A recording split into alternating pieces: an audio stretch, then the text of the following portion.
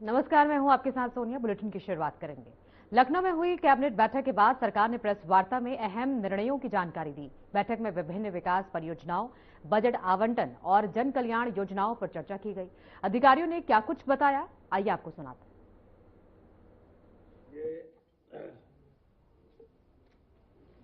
मत संख्या 11 जनपद लखनऊ में इंटरनेशनल एग्जीबिशन सह कन्वेंशन सेंटर, जिसकी लागत 1435.25 करोड़ रुपए है, इसको आज मंत्री परिषद ने अनुमोदन कर दिया।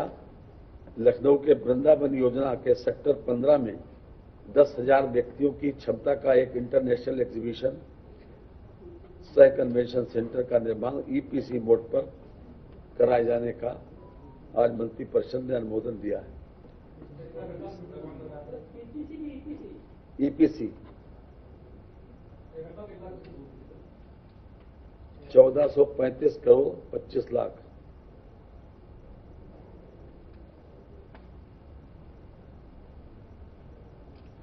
इसमें जीएसटी शामिल है।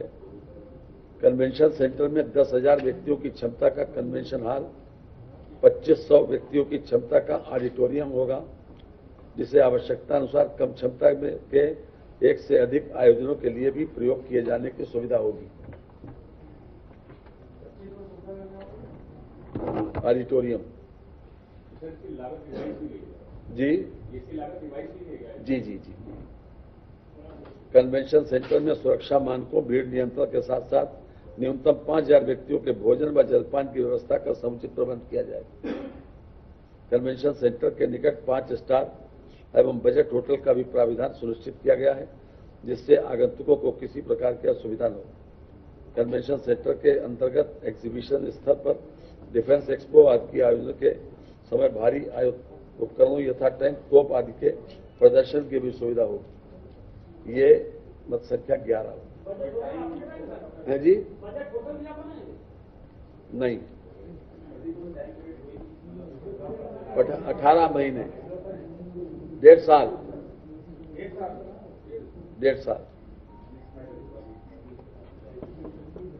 बुलंदशहर एवं खुर्जा विकास प्राधिकरण में विकास क्षेत्र के 14 राजस्व ग्रामों को सम्मिलित किए जाने के संबंध में आज मंत्री परिषद ने अपनी सहमति दे दी है। हम सब जानते हैं कि उत्तर प्रदेश नगर योजना और विकास अधिनियम 1973 की धारा 4 की उपधारा 7 के अधीन अधिसूचना दिनांक 21/8/87 को बुलंदशहर खुर्जा विकास प्राधिकरण का गठन किया गया और उसके बाद समय समय पर आवश्यकता अनुसार इसका क्षेत्र बढ़ाया गया। वर्तमान में जो हमारे सामने प्रस्ताव आया था वो 14 ग्रामों को उसमें शामिल करने का आया था। ये 14 ग्राम भी आपको बता दें। 14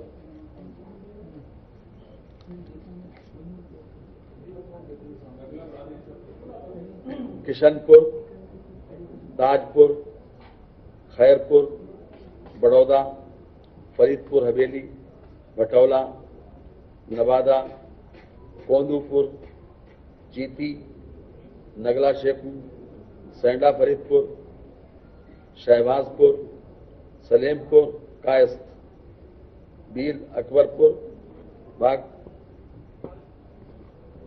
NH-34 के दक्षिणी का भाग। ये तहसील जो है बुलंदशहर के हैं, खुर्जा के हैं और सिकंदराबाद के हैं। एक इसमें बील वाला है दादरी का। ये कुल मिलाकर 14 ग्रामों राजस्व ग्रामों को बुलंदशहर खुर्जा विकास प्राधिकरण में शामिल होने की सहमति मंत्री परिषद ने आज दे दी। ये 12वां।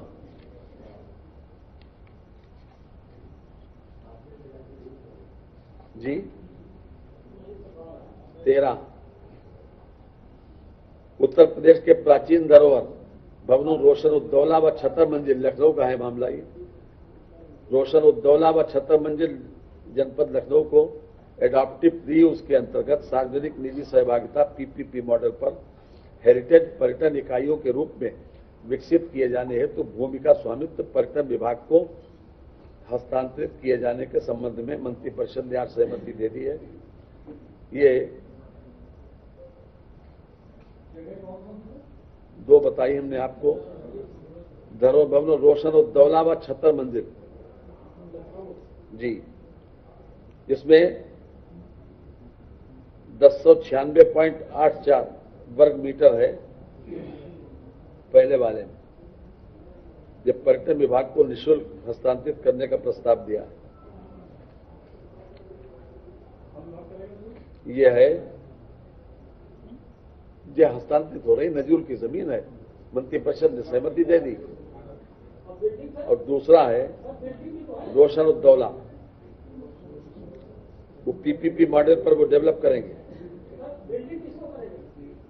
ये लैंड डेवलप करेंगे। जो लोग पीपीपी मॉडल पर डेवलप करेंगे उसको लैंड दी गई, लैंड अगर नहीं देती तो वो अधूरा रहता।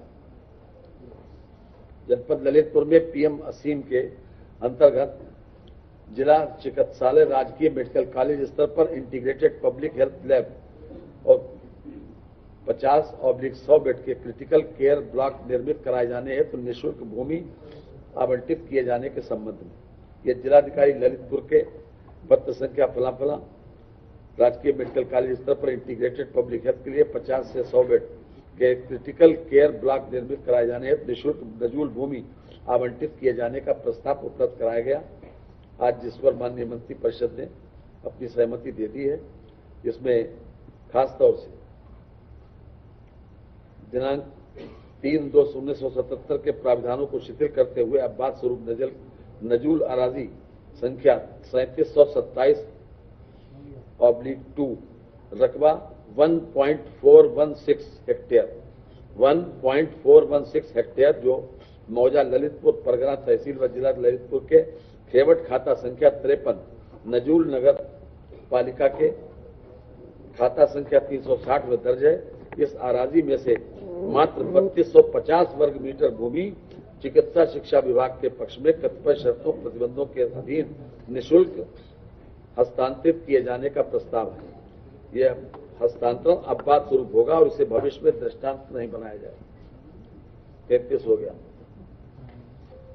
इसके अलावा 34 वो तो माननीय नगर विकास मंत्री कर गए। 35 ये चीनी मिल की क्षमता बढ़ाने के बागपत की किसान सहकारी चीनी मिल बागपत की पेराई क्षमता 2500 टीसीडी के से बढ़ाकर 5000 टीसीडी की नई चीनी मिल स्थापित किए जाने के संबंध में है।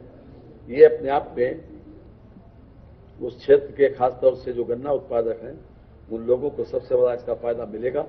इस परियोजना से पुराने हो चुके जर्जर प्लांट एवं पुरानी तकनीक पर आधारित होने के कारण हो रही तकनीकी हानियों को कम कर नई तकनीक पर आधारित प्रस्तावित चीनी मिल के संचालन से लाभ प्राप्त किए जाने में सहायता मिलेगी। परियोजना से गन्ना किसान सहकारी चीनी मिल बागपत क्षेत्र गन्ना किसानों को अधिकतम लाभ पहुंचाने, आय दोगुनी किए जाने एवं समय से गन्ना मूल्य भुगतान सुनिश्चित किए जाने से सहायता मिलेगी। ये भी अपने आप में इसमें पीआईबी द्वारा परियोजना लागत जो हमारे 372 करोड़ 49,89,000 रुपए की है, जिसका वित्त पोषण 50% राज्य सरकार के पूंजी अनुदान 50% राज्य सरकार से ऋण के रूप में किया जाएगा।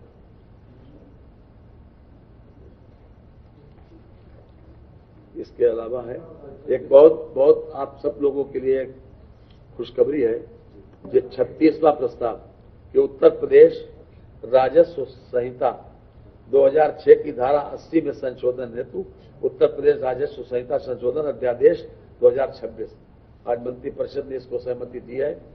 ये बहुत सबके लिए 80 उत्तर प्रदेश राजस्व संहिता 2006 की धारा 80 की उपधारा 8 में परंतु बढ़ा दिए जाने से विकास प्राधिकरणों एवं औद्योगिक विकास प्राधिकरणों अथवा किसी विनियमित क्षेत्र अथवा किसी विशेष क्षेत्र विकास प्राधिकरण अथवा उत्तर प्रदेश आवास विकास परिषद के अधीन अधिसूचित क्षेत्र में गैर कृषक उद्घोषणा हेतु दोहरी प्रक्रिया का सामना नहीं करना पड़ेगा। होता यह था अभी तक कि धारा 80 से पहले हम लैंड यूज चेंज कराते थे। अब इन्होंने यह कर दिया कि जितने प्राधिकरण हमने पढ़े उसमें अगर कहीं पर भी इस प्रकार की जमीन है और वहां पर नक्शा पास हो जाता है तो ये अपने आप में मान लिया जाएगा कि आपका लैंड यूज परिवर्तित हो गया। यानी एक सबसे ज्यादा जनता को राहत देने वाला है कि दोहरी कसरत नहीं करना पड़ेगी। अलग से आप लैंड यूज चेंज करवाएं और उसके बाद नक्शा पास कराएं। अब नक्शा पास कराने में ही सारी फॉर्मेलिटी निहित हो गई, नक्शा पास हो जाएगा, ये मान लिया जाएगा कि आपका लैंड यूज चेंज हो गया। Thank you very much.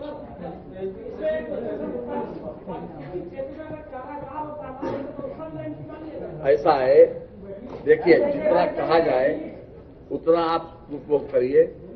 अब देख, जो मंत्री परिषद के सामने बहुत छोटे उसमें प्रस्ताव आता है और उसमें बहुत डिटेल में जब रूल्स आते हैं उसके, वही हमने आज अध्यादेश जारी किया। अध्यादेश के बाद उसके रूल्स आते हैं कि भाई रूल्स में क्या प्रक्रिया होगी।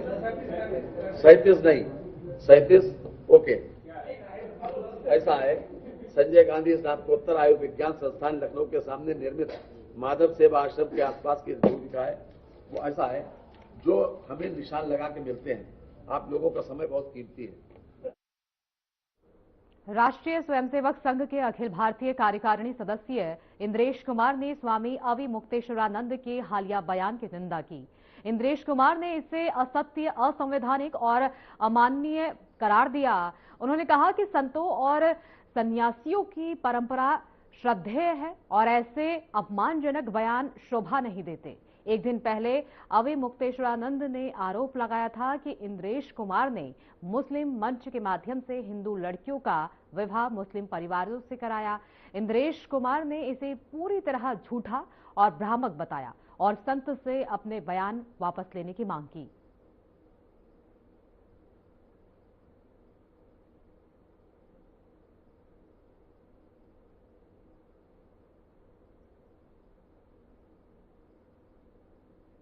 वहीं लखनऊ में निष्पक्ष एवं पारदर्शी भर्ती प्रक्रिया से चयनित 1228 नर्सिंग अधिकारियों के नियुक्ति पत्र वितरण के लिए कार्यक्रम का आयोजन किया गया, जिसमें सीएम योगी आदित्यनाथ ने शिरकत की। उन्होंने इस दौरान क्या कुछ कहा, आपको सुनाएंगे।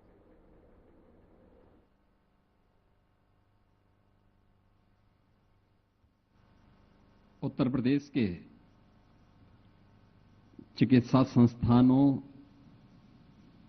और मेडिकल कॉलेजेस में नर्सिंग ऑफिसर्स के नियुक्ति पत्र वितरण के लिए आयोजित आज के इस कार्यक्रम में समारोह में उपस्थित उत्तर प्रदेश सरकार में मंत्रिमंडल के मेरे वरिष्ठ सहयोगी उप मुख्यमंत्री श्री ब्रजेश पाठक जी, चिकित्सा शिक्षा और चिकित्सा स्वास्थ्य के राज्य मंत्री और मयंकेश्वर शरण सिंह जी, लखनऊ की महापौर श्रीमती सुषमा खड़कवाल जी, माननीय विधायक डॉक्टर नीरज बोरा जी, अपर मुख्य सचिव चिकित्सा स्वास्थ्य और चिकित्सा शिक्षा समित कुमार घोष जी, आज के इस गरिमामयी समारोह में यहां पर उपस्थित लखनऊ के हमारे चारों प्रतिष्ठित संस्थाओं के अटल बिहारी वाजपेयी मेडिकल यूनिवर्सिटी के कुलपति एसजीपीजीआई और राम मनोहर लोहिया चिकित्सा संस्थान के हमारे डायरेक्टर्स, चिकित्सा शिक्षा विभाग के हमारे सभी अधिकारीगण और सभी उपस्थित यहां पर नियुक्ति पत्र प्राप्त करने वाले अभ्यर्थीगण, वर्चुअल माध्यम से भी प्रदेश के अलग अलग मेडिकल कॉलेजेस और चिकित्सा संस्थानों में उपस्थित माननीय जनप्रतिनिधिगण, वहां के प्रिंसिपल्स, अन्य डायरेक्टर्स, उपस्थित बहनों और भाइयों, वासंतीय नवरात्रि के अवसर पर बेटियों को नियुक्ति पत्र प्राप्त होना यह नारी शक्ति के स्वावलंबन का एक आदर्श उदाहरण हो सकता है और मैं इस अवसर पर आप सभी को नियुक्ति पत्र प्राप्त करने वाले सभी अभ्यर्थियों को इस अवसर पर हृदय से बधाई देता हूं। उत्तर प्रदेश लोक सेवा आयोग को, जिन्होंने इस भर्ती की प्रक्रिया को पारदर्शी तरीके से यहां पे संपन्न किया है। और आज हम नवरात्रि के अवसर पर ये नियुक्ति पत्र वितरित कर पा रहे हैं। मैं इसके लिए आप सभी को हृदय से अपनी बधाई देते हुए उत्तर प्रदेश लोक सेवा आयोग को धन्यवाद भी देता हूं। वास्तव में नर्सिंग सेवा के बारे में आपने देखा होगा, जब यहां पे डिप्टी सीएम श्री ब्रजेश पाठक जी अपनी बात को कह रहे थे, विभाग के राज्य मंत्री भी जब अपनी बात को कह रहे थे, तो उन्होंने आपसे एक ही बात पूछा कि आखिर आप लोग जो नियुक्ति पत्र प्राप्त कर रहे हैं किस उद्देश्य से। तो जवाब यहां से नहीं, जवाब आपकी ओर से आया कि सेवा भाव है। यानी ये नर्सिंग का जो एक पेशा है, ये सेवा का है, संवेदना का भी है। और आपकी सेवा और संवेदना जब मरीज के साथ सहयोगी बनती है, तो उसके परिणाम भी हम सबके सामने आते हैं। और उसी सेवा के साथ आज आपको जोड़ने के लिए एक विश्वास के साथ एक कार्यक्रम आज राज्य सरकार ने आगे बढ़ाया है। स्वाभाविक रूप से अब उस दिन दूर गए जब हम लोग ये मानते थे कि मेडिकल कॉलेजेस खोल के क्या होगा, नर्सिंग कॉलेजेस खोल के क्या होगा। और मैं आज के दिन पर इस बात को मानता हूं कि मेडिकल की पढ़ाई महंगी हो सकती है निजी क्षेत्र में, लेकिन नर्सिंग एक ऐसा क्षेत्र है जिस क्षेत्र में,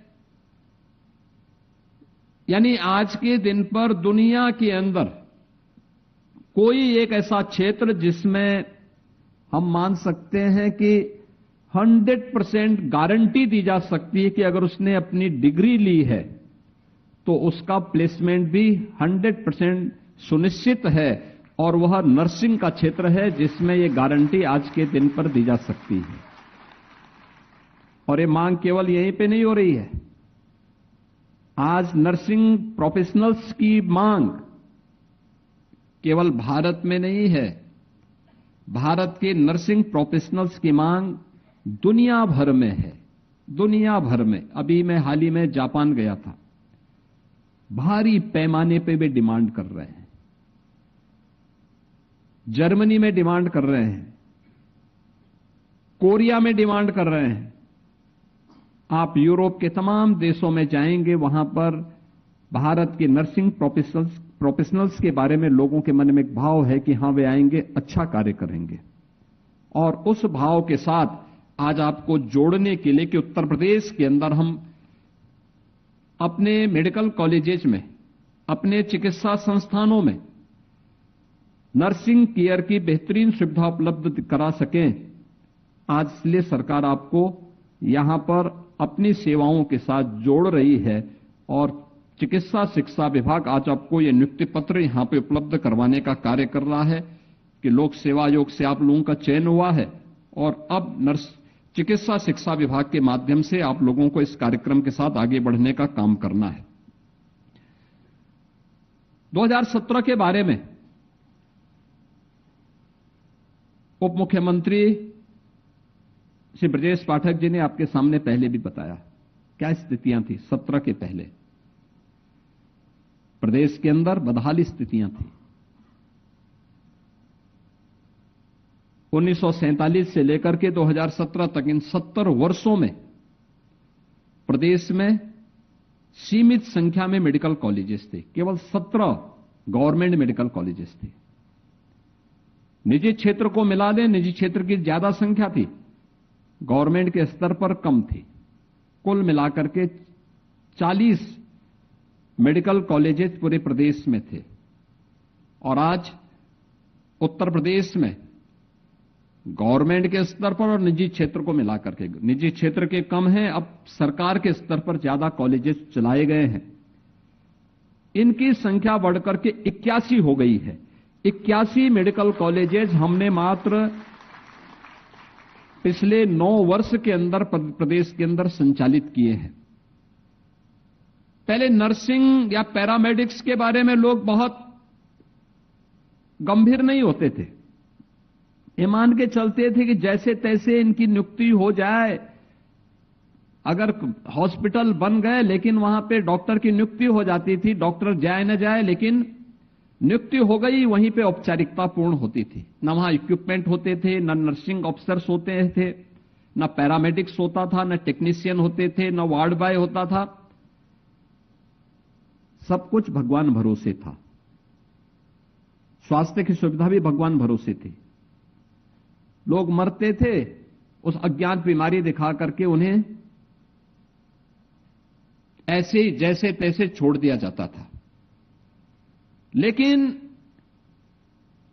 हम लोगों ने इस बात को देखा कि कैसे इन सेवाओं को आगे बढ़ाने का परिणाम किस रूप में आगे बढ़ा।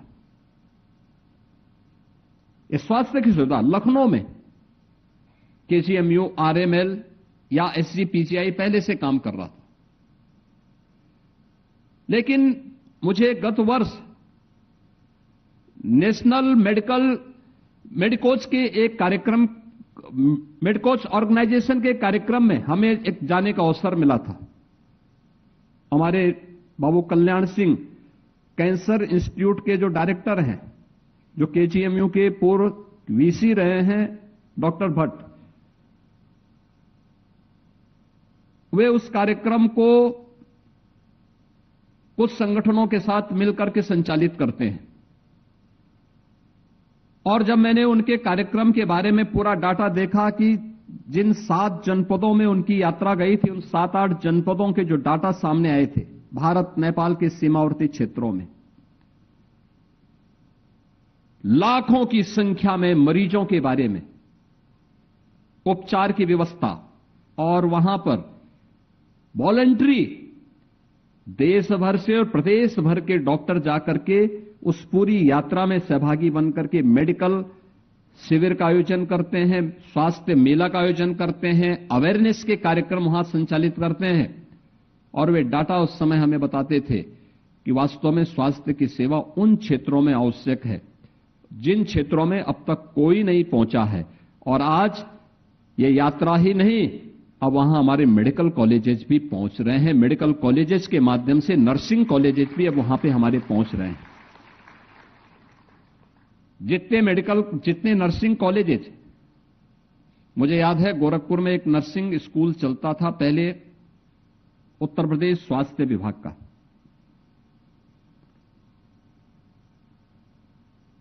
पूर्वी उत्तर प्रदेश में स्वास्थ्य की सुविधा और उसकी बदहाल स्थिति क्या थी। हजारों मौतें होती थी, कोई पूछता नहीं था। इंसेफ्लाइटिस से मौत होती थी, डेंगू से मौतें होती थी, अन्य तमाम प्रकार के बीमारियों से मौतें वहां पर लगातार होती थी, कोई पूछने वाला नहीं था। वहां एक नर्सिंग स्कूल चलता था गोरखपुर में, जिला चिकित्सालय में। एक बार वहां की जो प्रिंसिपल थी वो अकेली थी, अकेले प्रिंसिपल भी थी और वही फैकल्टी भी थी। वहां जीएनएम और ईएनएम के कोर्सेज चलते थे। वो रिटायर हो रही थी तो वो मेरे पास आई, मैं सांसद था। उन्होंने मुझसे कहा कि मैं रिटायर हो रही हूं, अब इसके बाद क्या हो। बुलेटिन में फिलहाल के लिए इतना ही। आगे की तमाम खबरों के लिए बने रहिए हमारे साथ।